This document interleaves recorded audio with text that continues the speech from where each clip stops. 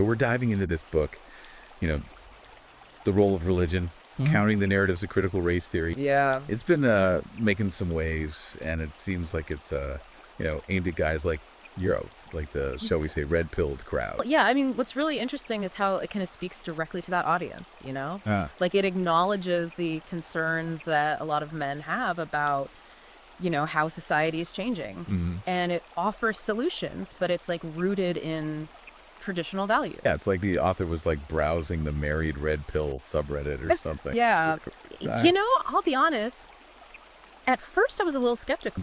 Like, is this just another one of those man-up books? Like, ignore all the, all the craziness going on. But it actually goes deeper than that. Yeah. Like, it really critiques this whole idea of the woke agenda and how it's impacting us, especially when it comes to critical race theory. It doesn't just critique, though. It really dives into how religion, like the more traditional teachings, can give us a totally different framework for understanding all this stuff, like race and gender roles. Yeah. And it emphasizes unity and personal responsibility instead of all this, division we see everywhere. Okay, so let's break it down. Like, what does the book actually say about CRT? Okay. Like, how does it define it? What are, like, the core tenets? So it starts with the basics. Like what CRT is and the key figures behind it. You've got people like Richard Delgado, Jean Stefanchik, and of course Kimberly Crenshaw. Oh yeah, those are the big names. Right? Yeah. And it even goes into Crenshaw's concept of intersectionality. Okay, hold on. For those of us who aren't academics, maybe break that down a bit. Sure. So intersectionality basically means that different forms of oppression, like racism and sexism, they can overlap and create a very unique experience for individuals. Gotcha. So, like, the black woman might face discrimination that's different from both a white woman and a black man. It's about understanding the complexities of how these different identities intersect. Okay, so then how does the book critique intersectionality? I mean, it sounds like an important concept. Well, the book argues that while the intention behind intersectionality is good, the way it plays out can actually lead to more division. Really? Instead of uniting people against, like, common forms of oppression, it can create this hierarchy of victimhood where everyone's competing for recognition of their own struggle. Ah, so that's where the whole divisiveness argument comes in. Exactly. Okay. And the book also says that CRT focuses too much on race at the expense of class, which the author believes, really hinders unity. It suggests that this focus on race creates more resentment and animosity between different racial groups instead of encouraging them to come together to, address shared problems. That makes sense. And you mentioned earlier that the book's pretty critical of how CRT is influencing education. Oh, yeah. What's the take there? Well, it basically argues that instead of schools being places for open inquiry and critical thinking, they're becoming more like ideological battlegrounds where CRT is being used to push a very specific agenda. So it's like indoctrination, not education. That's one of the central arguments. Wow. It gives the example of how classic literature is now analyzed only through the lens of power dynamics and oppression, instead of, exploring its artistic merit or universal themes. Yeah, I can see how that would resonate with a lot of guys who feel like the education system's pushing a worldview that they just don't agree with. Absolutely. And it all ties into this larger concern the book raises, which is the decline of objectivity and critical thinking in society. Okay, this is where things get interesting. Right. How does it connect CRT to this, like, decline in objectivity? So it ties this trend back to postmodernism, which is the idea that there's no one objective truth, only different perspectives. Right. And the author argues that this has led to a dangerous relativism where anyone's opinion is valid, even if it's not backed up by evidence. So it's like feelings trump facts. Yeah, basically. And the book argues that this is impacting everything, from science to education to politics to how we talk to each other. Yeah. And it uses a powerful analogy to drive home the point. Oh, yeah? It says, it's like trying to build a house on quicksand. Whoa. Okay, that's a strong image. Right. What does that even mean in this context?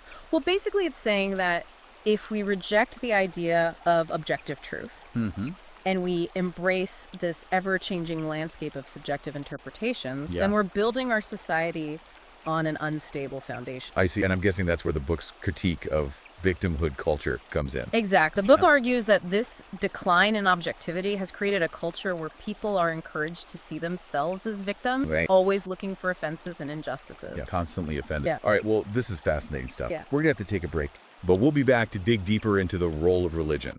and how it tackles these issues. So stay with us. So this victimhood culture, the book argues, is actually fueled by the language of CRT itself. Okay. Like it points to terms like privilege and safe spaces, Right. saying they've been weaponized to silence anyone who disagrees and create an atmosphere where people are just afraid to speak their mind. Okay, I see how that could be a concern, but couldn't you argue that those terms also serve a purpose? Like safe spaces? I always thought they were meant to create environments where marginalized groups could, feel comfortable expressing themselves without fear of judgment or harassment. The book acknowledges that, and it Okay. claims there's a double standard in how they're applied. Like certain groups are given a free pass to say whatever they want, no matter how controversial it is, Right. while others get shut down or labeled as intolerant for expressing different opinions. So it's less about the terms themselves and more about how they're being used to shut down debate. Exactly. And the solution the book proposes is reclaiming language, restoring its original intent. It sounds like a pretty tall order. Yeah.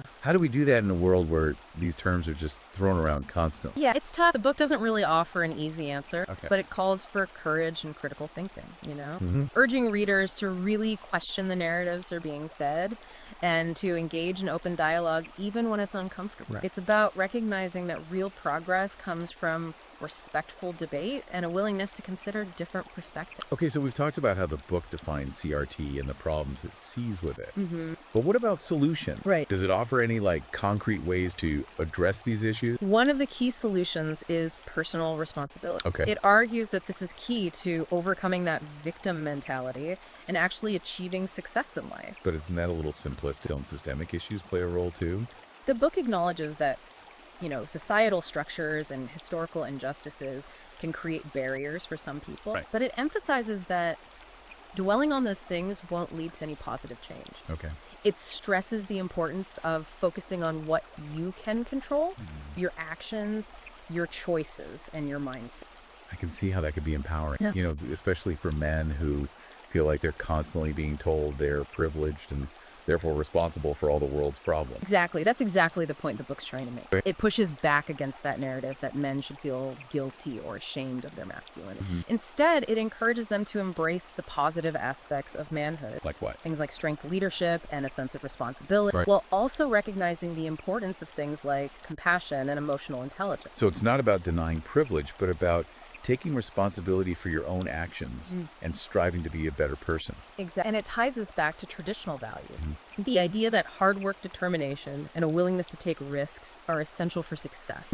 It uses examples of people like Andrew Carnegie and Henry Ford, Oh, wow. Okay. who built empires from nothing, through sheer grit and resilience. Yeah, and that's a stark contrast to what the book calls entitlement culture. Right. Can you explain that a bit more? So the book argues that entitlement culture fosters this belief that success is owed to you rather than earned through hard work. And it links that back to victimhood culture, suggesting that both lead to a lack of motivation and a sense of helplessness. Okay, that makes sense. So personal responsibility is one solution. What else does the book suggest? Another interesting solution it explores is assimilation. Assimilation. Isn't that a bit controversial? It can be. Yeah, some people argue that it's just cultural erasure, forcing minority groups to The conform. book addresses that directly. Okay. It distinguishes between assimilation and cultural appropriation, saying that true assimilation is a natural blending of cultures, not a forced thing. It uses the melting pot analogy. Right. Like when different cultures come together, they can create something new and exciting while still maintaining their unique identities. That's interesting. So the book sees assimilation as a way to build social cohesion. Exactly. It contrasts this with societies that have fallen apart because of conflict and division from lack of assimilation. Yeah, diversity without unity can be pretty dangerous. For sure. So yeah, the book's saying it's important to celebrate diversity, but it's also crucial to find that common ground and build a shared sense of belonging. That makes sense. And that ties into another solution the book brings up, right? Yeah. Autocracy. Meritocracy. Exactly. But I thought that was under attack these days. It is. And the book acknowledges the challenges, but it argues that meritocracy is still the fairest system we have. Okay. It's a system where you're rewarded based on your talents and your efforts, not your background. Right. So it's not about who you are, but what you can do. Precise. And it contrasts this with identity politics, which it says focuses too much on group identity and not enough on individual merit. Okay, so the book's advocating for a system where everyone has a fair shot based on their ability. Exactly. It even gives historical examples of meritocratic systems like ancient Greece and the Chinese civil service exams. Wow. So these systems have worked in the past. Yeah, but the book does recognize that even meritocracy can be flawed. Right. Like bias and systemic inequalities can still exist. Of course. But it ultimately advocates for preserving meritocracy because it believes it's still the best way to ensure fairness and reward individual achievement. That's a really interesting perspective. We've got Yeah. personal responsibility, assimilation, and meritocracy. Anything else? We can't forget the book's central argument, the role of religion as a counter-narrative to CRT. Oh, yeah, right? You mentioned that earlier, but I'm curious to hear more. How does the book see religion as the solution? It suggests that traditional religious teachings offer a different framework for understanding race and gender, one that emphasizes unity, harmony, and the inherent dignity of every individual.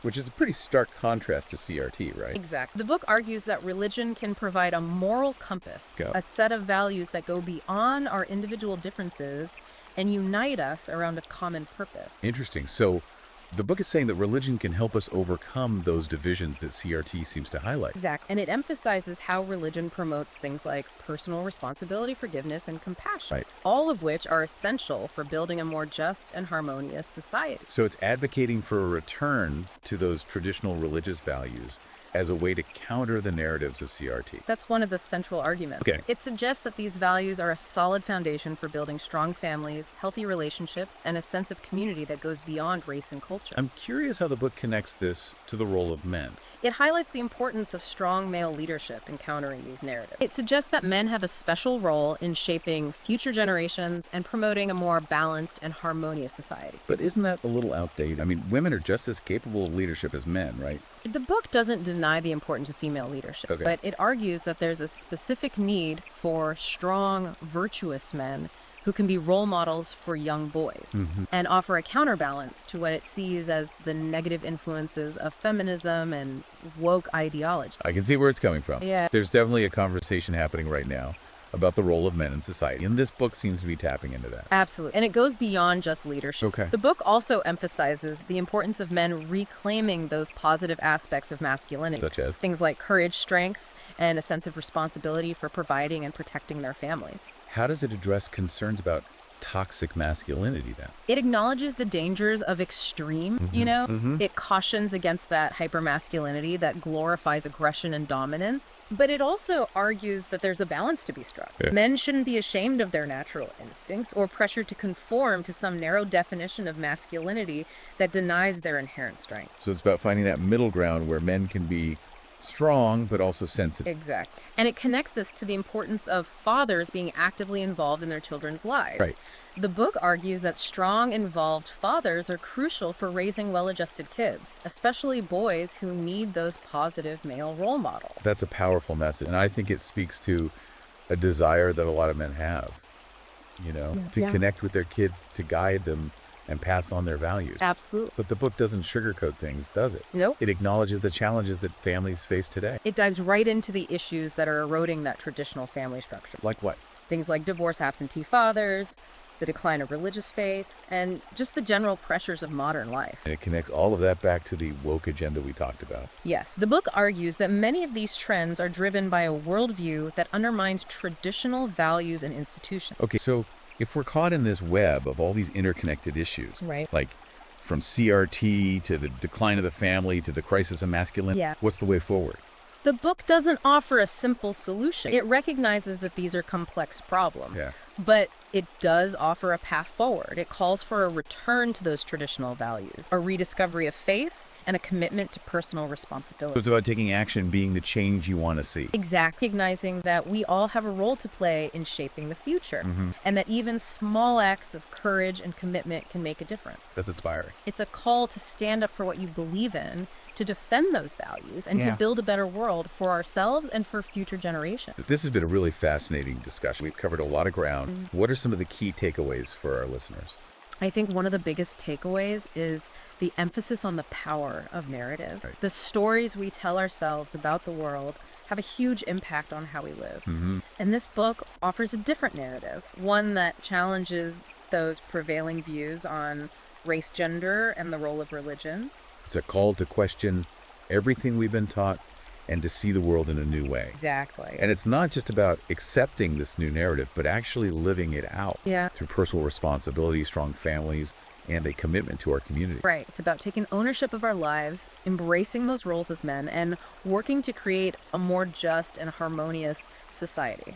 So if any of this has resonated with you, I highly encourage you to check out The Role of Religion, Countering the Narratives of Critical Race Theory. Yeah, it's a great read. You can find it on Amazon Kindle and Google Play Books. It's worth a look. It might just give you a new perspective on some of the most important issues we're facing today. Definitely. And who knows, it might even inspire you to take action and be a part of building that better future. You know, one thing that really struck me was how the author used this analogy about people's obsession with, like, deconstructing everything these days. Oh, yeah. What was it? He compares it to, like, taking apart a clock. Okay. Like a perfectly good working clock. Yeah. You take it apart, you examine all the gear, the springs, and then you have no idea how to put it back together. Huh. Yeah, I get that. It's like Yeah. we're so busy analyzing and picking everything apart that we forget how it all works together, you know? Exactly. And the book's saying that this deconstruction mindset is just causing a ton of chaos and confusion. Right. Especially when we try to understand these complex social issues. It's like we've taken apart the clock of society and now we're lost. Yeah, we're left with a pile of gears. Right. No instruction manual. Exactly. Speaking of which, I thought it was interesting how the book uses all these historical examples. Yeah, it doesn't just stay theoretical. No, it's like the author's saying, hey, this isn't just some academic debate. This stuff has real world consequences. Like when he talks about assimilation, he brings up the Roman Empire, Right. how they integrated people from all these different backgrounds, and it contributed to their success. Right. But then he also mentions societies that have, like, completely fallen apart. Oh, yeah, because of internal conflicts and lack of unity. Exactly. And I think for the guys who are already skeptical of the mainstream narrative, you know, Yeah. those historical examples really hit home. Absolutely. It's like a call to action almost. Like reclaim what's been lost. Yeah. Restore order and purpose. And speaking of reclaiming, there's that whole section on reclaiming masculinity. Right. So what's the take there? It argues that men need to embrace their natural roles, you know, As protectors, providers, leaders, Okay. but in a healthy, balanced way. Right, not the toxic kind. Exactly. He cautions against both extremes, actually. Yeah. The toxic masculinity that's all about aggression and dominance, Yeah. but also what he calls the feminization of men. So where's the balance? He says men should be strong and assertive, All right. but also compassionate and emotionally intelligent. So not just swinging back and forth between two extremes. No, finding that middle ground where strength and sensitivity can coexist. I like that. Yeah. And I'm guessing he uses examples to illustrate this. Oh, tons of them. Yeah. He pulls from history literature, even mythology, Wow. to show these positive male role models. Okay. Guys who embody both strength and virtue, who lead with courage, but also compassion. So he's painting a picture of what true manhood looks like. Yeah, it's not about fitting some stereotype. It's about being a good man, a man of character. I think that's a message a lot of guys need to hear. But how does the book address those concerns about toxic masculinity then? You know, the kind that leads to violence and aggression. It doesn't shy away from it at all. Yeah. It acknowledges the harm that comes from those unhealthy expressions of masculinity. But it argues that the solution isn't to just demonize all masculinity. Right. It's about redefining it, reclaiming it from those negative stereotypes. So instead of telling men to suppress their natural instincts, it's about guiding them towards expressing them in a healthy way. Exactly. Teaching them to be strong, but not aggressive. Confident, but not arrogant, protective, but not controlled. And it all comes back to the importance of fathers. Right. Absolutely. The book is really big on that. Yeah. It argues that fathers have this incredibly important role in their kids' lives, Especially for sons. especially for sons who are trying to figure out what it means to be a man in today's world. It's a call for men to step up. To be the fathers their children need. Present, involved, loving, and strong. Exactly. And I think that message resonates with a lot of guys who want to be good fathers. I agree. But the book's honest about the challenges, too. Oh, yeah. It dives into all the issues that are pulling families apart. Okay. Divorce, absentee fathers, the decline of religious faith, the pressures of modern life, all of it. And it ties that back to that woke agenda we talked about. Exactly. It argues that a lot of these trends are fueled by a worldview that undermines traditional values and institutions. And that leads to what? This feeling of fragmentation and instability in society, like things are falling apart. So if we're stuck in this web of all these interconnected issues, where do we even go from here? The book doesn't pretend to have all the answers. It recognizes how complex these problems are, Yeah. but it offers a path forward, calls for a return to traditional values, a rediscovery of faith, and a commitment to personal responsibility. So it's not about waiting for someone else to fix things. It's about taking action ourselves. It's about recognizing that we all have a role to play in shaping the future, and that even small actions can make a difference. That's a powerful message. It's a call to stand up for what we believe in, to defend those values, and to build a better world, for ourselves and for our children. Well, this has been a truly fascinating deep dive into the role of religion. It's a thought-provoking book for sure. We've covered a lot of ground, from its critiques of critical race theory to its call for a return to traditional values and the importance of strong families and involved fathers. It's a lot to unpack. It is. But I think it offers a lot of valuable insights and potential solutions for the challenges we're facing today. If any of this has resonated with you, I encourage you to check out the book for yourself. You can find The Role of Religion, Countering the Narratives of Critical Race Theory on Amazon, Kindle, and Google Play Books. It's definitely worth a read, and hopefully it will inspire you to think critically about these issues and to take action in your own life. I second that. Thanks for joining me for this deep dive, and be sure to tune in next time for another thought-provoking discussion.